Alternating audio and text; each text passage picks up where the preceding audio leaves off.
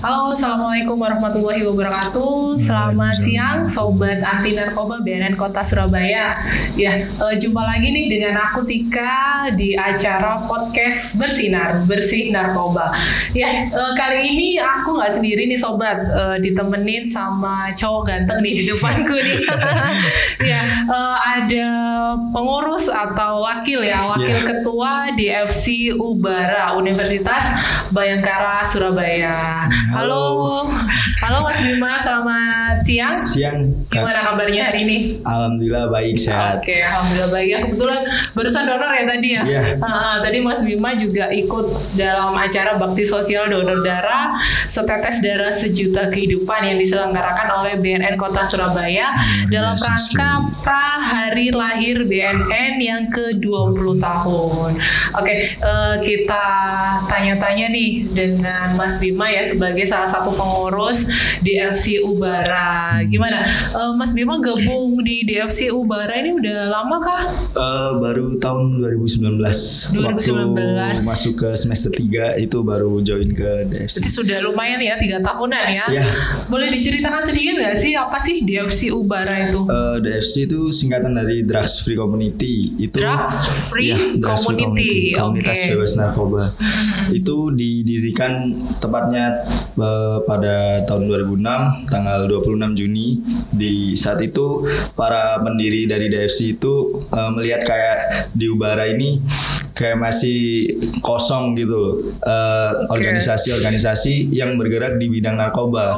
Juga saat itu di lingkungan Ubara sendiri minim sekali gitu loh, Mbak. Kayak penyuluhan tentang narkoba, beda dengan kayak sekarang ini kan. 2000 berapa tadi? 2006 ya, 26 Juni ya, bertepatan dengan Hari Anti Narkotika Internasional ya. Oh, bagus ya. Jadi sudah sekitar berapa tahun ya? 10 tahun lebih ya? Lebih ya, 2006. Oke. Jadi Masnya bergabung 3 tahun kemarin ya. Oke, jadi untuk kegiatannya apa aja di programnya? Dari program DFC sendiri ada 8. Yang pertama itu ada pelatihan organisasi. Ini untuk merekrut anggota-anggota baru dari mahasiswa-mahasiswa baru mungkin. Terus ada bakti sosial. Kayak baru saja kemarin kita galang dana di alun-alun Sidoarjo. Itu dalam rangka bakti sosial. Biasanya itu kita bakti sosial di panti asuhan, di panti Oda, atau di tempat penampungan anak-anak jalanan. Oke, gitu. Itu rutin tiap bulan? Rutin, agenda tahunan. Agenda tahunan ya, oke, bagus. Bisa juga bakti sosialnya itu kalau ada bencana-bencana alam kayak barusan kemarin itu kita juga galang dana juga. Gunung Semeru itu ya. Jadi menyesuaikan. Turun lapangan langsung ke Gunung Semerunya, lokasi. Gunung Semerunya enggak. Kita cuman galang dana, setelah itu kita disalurkan. Ya. Waktu itu kita kasih ke lembaga apa itu ya, yang untuk Gunung Semeru itu khusus gitu ya, lembaga khusus yang menangani tentang bantuan sosial dari masyarakat. Ya, oke. Mas Bima, ada nggak sih trik khusus nih untuk menarikkan yang namanya UKM ya? UKM apalagi yang bergerak di bidang nafza kan itu kadang ada yang tertarik, tapi banyak juga yang cuek gitu ya. Betul. Apalagi ya usia-usia di Mas Bima ini berapa? 20 tahun? 21. Ada 21 ya, sekitar 18 sampai 22 tahun lah ya. Mahasiswa itu kan biasanya lebih sukanya aktif di kayak olahraga gitu-gitu ya. Betul. Jadi kalau untuk yang UKM seperti penyuluhan tentang nafza itu kan agak susah. Apa ada trik khusus untuk menjaring anggota baru untuk ikut? Kalau dari DFC sendiri itu dari Ubara itu ada namanya pengenalan UKM Expo itu waktu PPKMB. Nah, PPKMB, jadi itu jadi pintu utama dari DFC buat promosi sebenarnya. Kalau untuk menarik perhatian dari mahasiswa baru lewat Expo itu biasanya kita buat kayak video pengenalan DFC itu sendiri. Terus juga kadang kita bagi-bagi brosur di lingkungan kampus. dan ada sedikit-sedikit penyuluhan kecil lah di situ. Jadi sudah ada gambaran ya gimana sih DFC ini, bukan yang UKM yang membosankan ya, tapi lebih banyak untuk berbagi ilmunya gitu ya. Terus kalau untuk anggota sendiri sekarang ada berapa?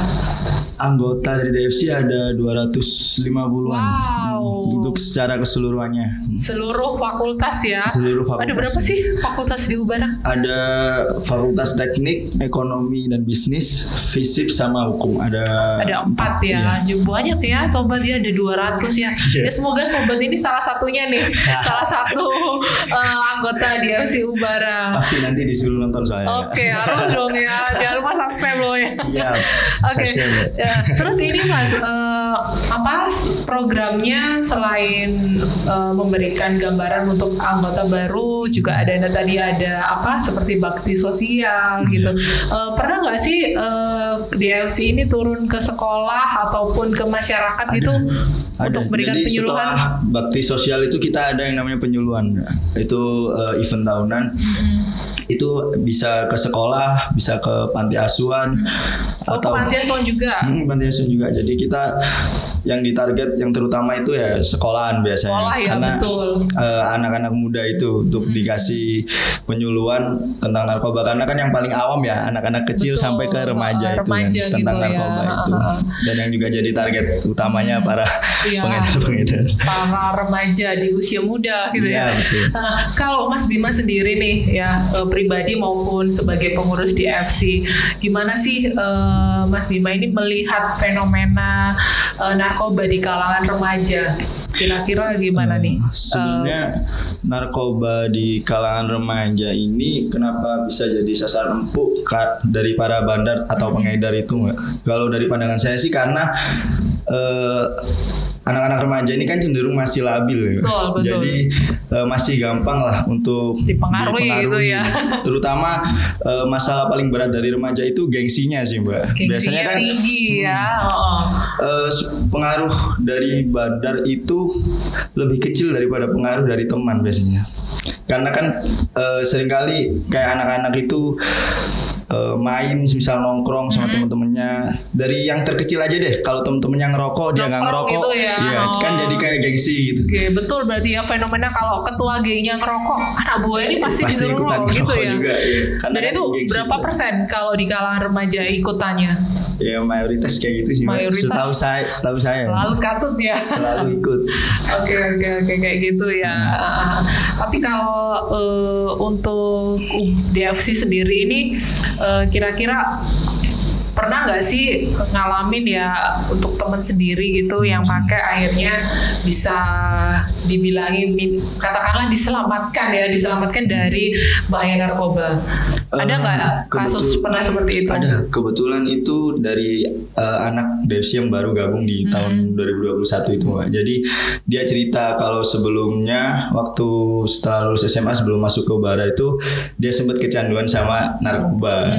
Terus akhirnya melalui proses rehab di BNN. Setelah itu dia kayak masuk Ubara, terus lihat DFC promosi lewat Expo itu tadi, akhirnya tertarik dia karena ngelihat dari masa lalunya itu, dan dia itu bilang kayak masih nggak enak aja, dia udah lepas tapi teman-temannya yang lain itu masih ada yang kayak gitu. Berarti niat mulia banget ya dia ya. Jadi dia masuk DFC itu tujuannya untuk gali-gali pengetahuan tentang narkoba, yaitu nanti disampaikan disebarkan ke teman-temannya yang masih menjadi pecandu. Wow, keren ya. Itu yang harus memang kita tiru ya. Jadi memang korban atau pecandu itu bukan penjahat ya Mas ya. Betul, jadi sekali. Kalau yang hanya untuk penyalahguna di sini adalah korban tuh patut kita selamatkan, kita bantu untuk harus dia dirangkul, pulih lagi, rangkul. Berbeda ceritanya kalau sudah penjual, pengedar gitu ya. Pernah nggak sih ditawarin sama pengedar gitu? Kan sudah banyak nih ya fenomena di remaja, temennya si A si B si kan pasti banyak. nggak pernah ya secara pribadi ya. Semoga tapi saja. kalau waktu masih kecil dulu di lingkungan rumah itu banyak yang kayak gitu. Jadi Oke. Malah jadi waktu udah kecil sering ya lihat, iya, waktu banyak. kecil. Apa tuh pil koplo apa? Pil koplo sih Mbak, biasanya. Masih banyak ya. Nah, peredaran pil koplo ini juga meresahkan nih sobat ya. Meskipun dia bukan narkotika nih ya, tapi efeknya sama dengan narkotika gitu ya. Bisa bikin kecanduan dan merusak otak kayak gitu. Nah, untuk DFC sendiri nih Mas Bima, apa sih goalnya gitu, maksudnya nanti setelah lulus dari kuliah ya atau Ubara, apakah dia ini bisa meneruskan kegiatan DFC ini di luar kampus seperti penyuluhan gitu atau seperti apa?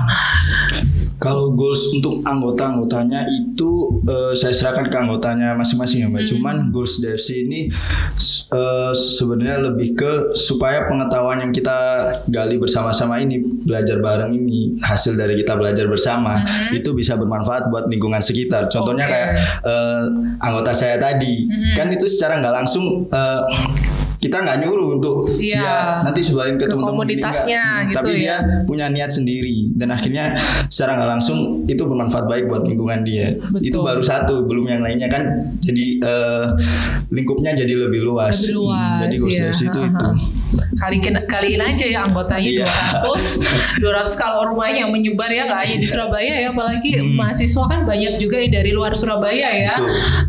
Berapa banyak anak-anak Indonesia yang diselamatkan ya oleh anggota Ubara. Semoga ilmu yang ditimban selama menjadi anggota DFC nanti kalau sudah lulus bisa bermanfaat untuk masyarakat. Amin. Ya. Oke.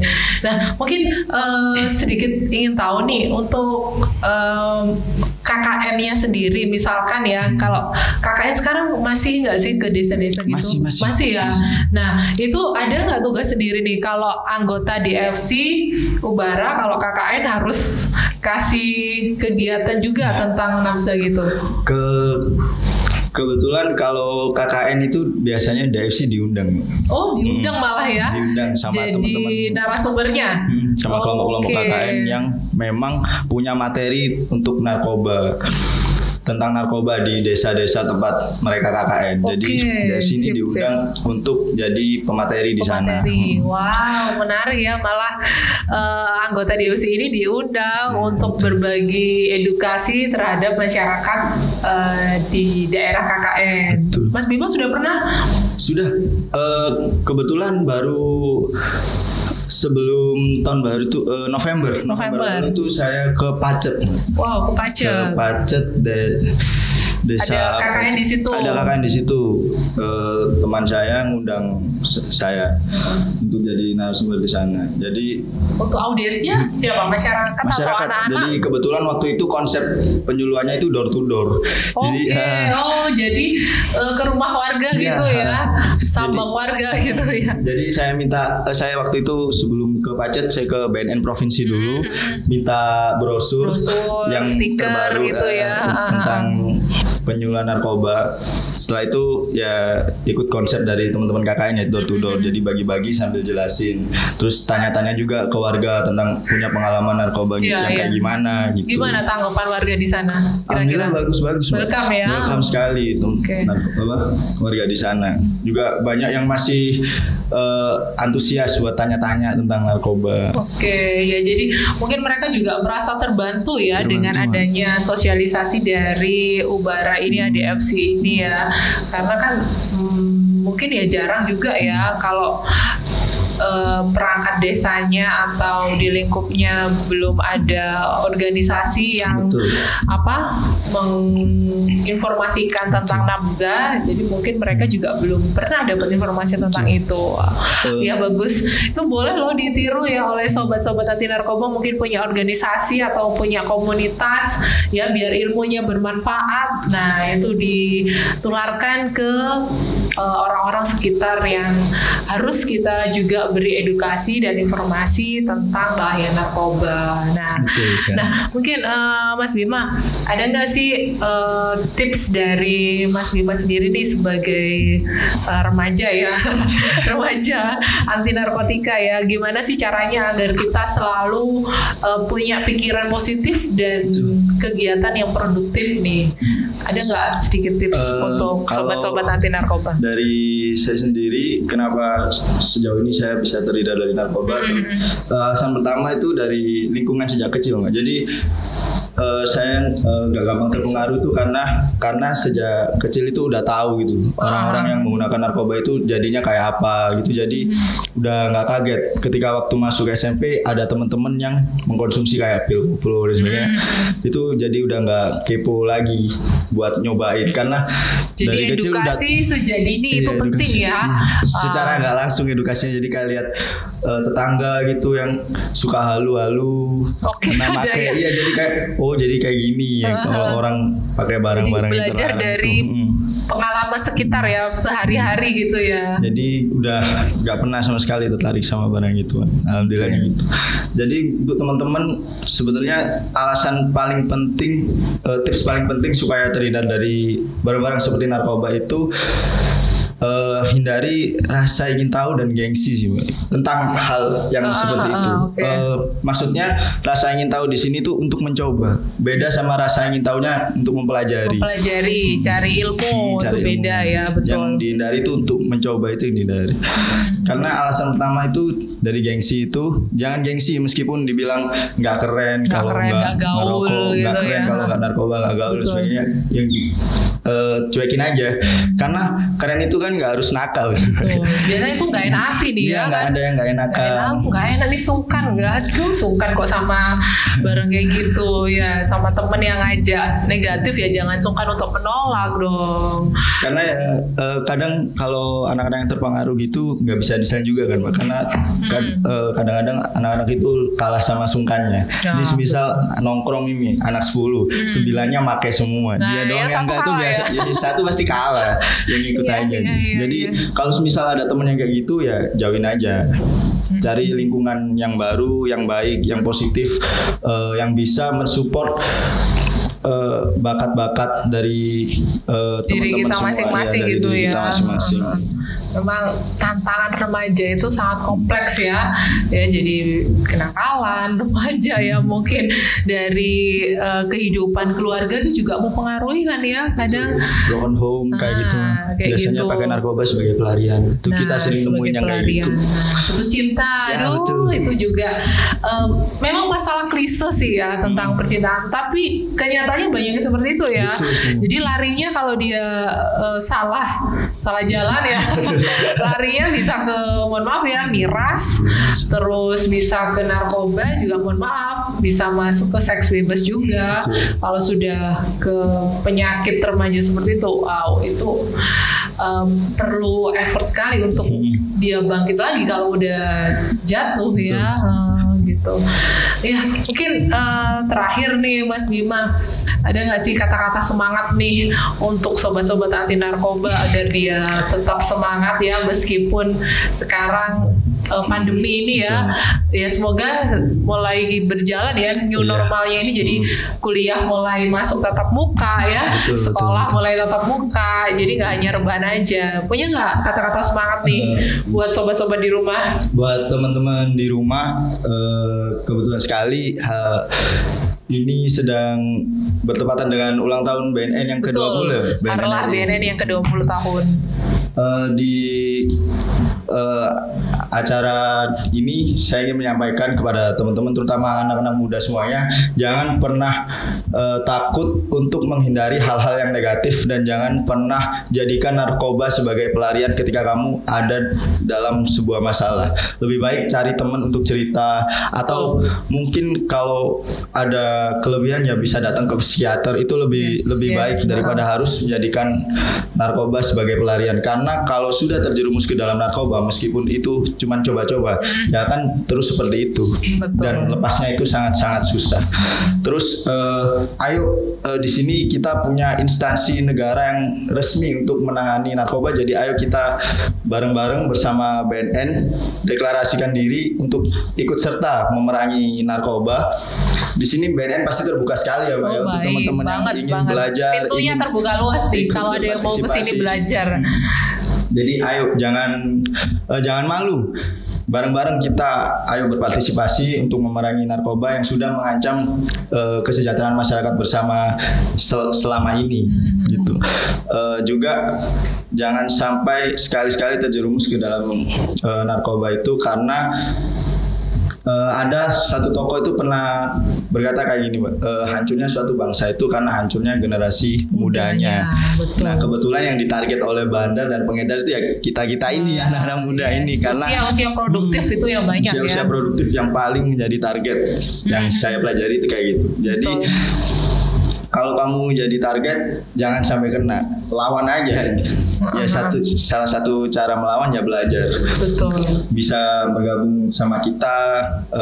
Kalau misal teman-teman kuliah di kampusnya pasti ada satgas anti narkoba kayak UKM, volunteer banyak. Nanti pasti UKM itu juga dinaungi sama BNN. Betul. Juga bekerja sama dengan LSM tentang narkoba yang lainnya juga. Jadi memang ketahanan diri nih ya. Kalau tadi saya rangkum pesannya itu ketahanan diri di masing-masing. Kesadaran diri masing-masing. Kesadaran, ketahanan diri itu yang sangat penting nih sobat-sobat. Jadi kita harus bekali ilmunya ya, dan jangan sampai kalian kepo dan akhirnya terjerumus kepo akan rasanya atau apanya gitu ya. Tapi kalau haus akan ilmunya ya itu harus ya. Betul. Dan belajarnya di orang yang tepat. Betul ya sekali. Gitu ya. Sekaligus juga gabung dengan komunitas-komunitas atau teman-teman yang membawa kita ke dampak yang positif. Ya. Nah, jangan sampai kita salah memilih pergaulan ya. Karena kan kalau mempelajari bukan berarti kita ingin mencoba. Betul. Justru kalau kita mempelajari itu kita bisa lebih tahu caranya agar bisa terhindar dari hal-hal seperti bahaya itu. Sama satu lagi, Mbak, buat teman-teman mungkin yang punya kerabat atau temennya yang sedang menjadi pecandu. Atau korban, itu jangan dijauhi atau jangan dimusuhi, jangan didiskriminasi sebenarnya, karena mereka itu korban dari orang-orang jahat yang bernama bandar dan pengedar itu sendiri. Sebetulnya mereka itu nggak tahu apa-apa tentang itu. Dan mereka cuman korban, sekali lagi cuman korban. Jadi tetap dirangkul, ayo diselamatin bareng-bareng, dinasihatin. Kalau misal memang teman-teman nggak tahu, ini saya kasih tahu aja. Kalau ada yang kerabat yang jadi pecandu, boleh kok didatengin ke BNN. Boleh gratis, banget. Gratis, bisa konseling ke sini. Betul sekali, gitu. bisa konseling. Jangan sekali-sekali itu diskriminasi, karena kalau pecandu itu diskriminasi, kasihan karena dia cuma korban. Betul. Dan mungkin kalau dapat perlakuan yang nggak enak, dia akan semakin terjerumus ke situ kalau tidak segera diselamatkan. Yes, jadi jangan takut atau jangan ragu untuk mulai melangkah sesuatu hal yang baru. Betul ya, karena kita manusia punya kesempatan kedua, pecandu juga punya kesempatan kedua untuk hidup lebih sehat lagi. Nah, bersama-sama dengan kita untuk lebih sehat tanpa narkoba. Nah, pastinya butuh proses dong ya, itu semua nggak bisa instan ya. Betul. Ya, oke. Mungkin itu Mas Bima, kita bisa ngobrol. Terima kasih sekali lagi mau datang nih ke ruangan podcast Bersinar kami. Semoga kita next bisa ketemu lagi, kita bisa kerjasama kembali. Mungkin nanti saya juga tunggu undangannya. Ya, kita kerjasama. Mungkin boleh kita turun lapangan bareng-bareng nih. Boleh banget. Ya, nanti kita juga ada event kemudian nanti kita akan undang lagi. Oke, sobat anti narkoba, tetap hidup sehat ya, hidup sehat tanpa narkoba, dan selalu semangat untuk menebarkan kebaikan. Sekali lagi terima kasih atas waktunya. Sampai ketemu kembali. See you. Dadah. Surabaya wani lawan narkoba.